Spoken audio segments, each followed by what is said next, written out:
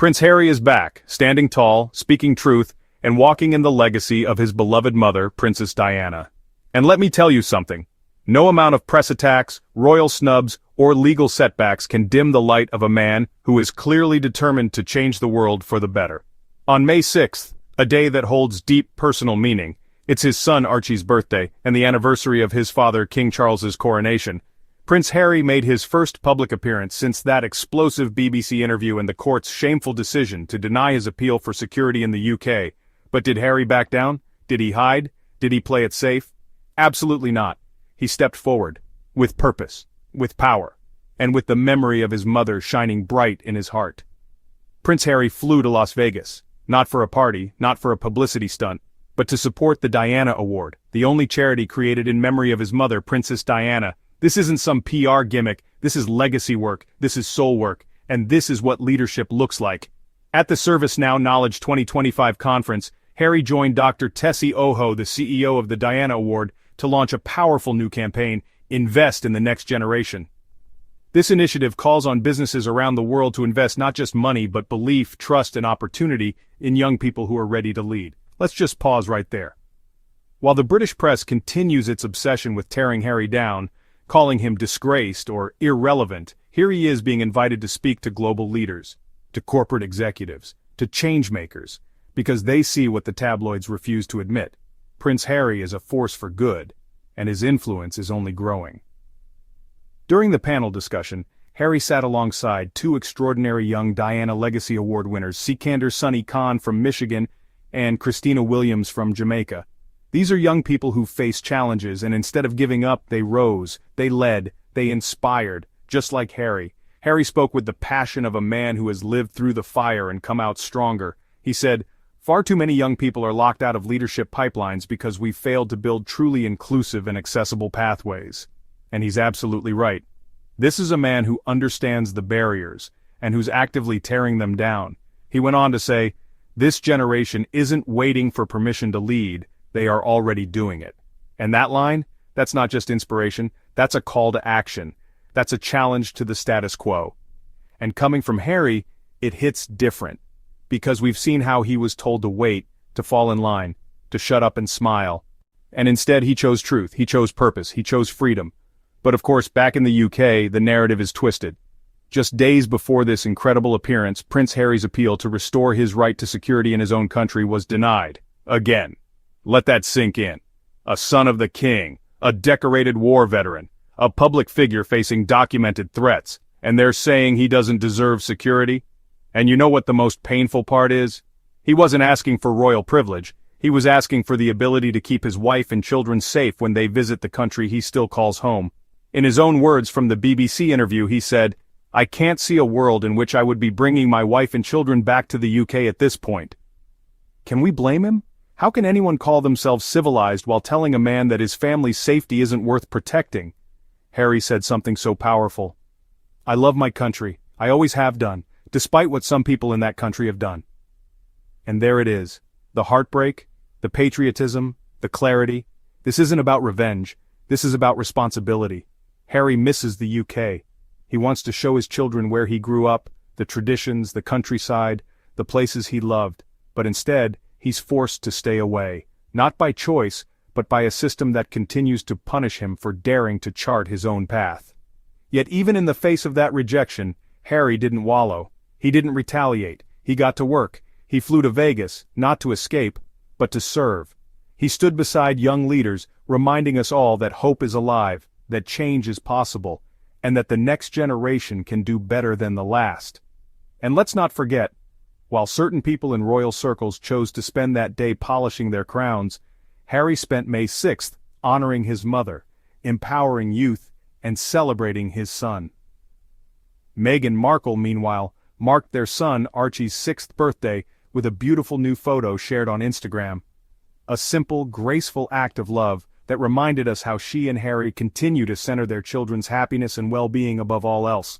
No palace titles, no golden thrones, just love, leadership, and legacy. The contrast could not be clearer. On one side we have performative pageantry, on the other we have action, impact, real-world results. Prince Harry is not a rogue royal, he is a revolutionary leader, And for all the haters out there, those so obsessed with smearing his name, those hiding behind headlines and cowardly sources, just know this: every time you try to bring him down, you're only proving his point. You're showing the world exactly why he left, and why he's thriving without you. Prince Harry makes first public appearance since explosive BBC interview to support Diana Award. The Duke of Sussex is stepping out for the first time since losing a key legal appeal to restore his security in Britain.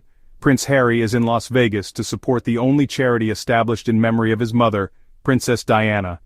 The event supporting the Diana Award marks his first public appearance since giving a bombshell interview about losing his legal appeal to restore his security in the UK on May 6. The Duke of Sussex, 40, stepped out in Las Vegas to attend ServiceNow's Knowledge 2025 conference.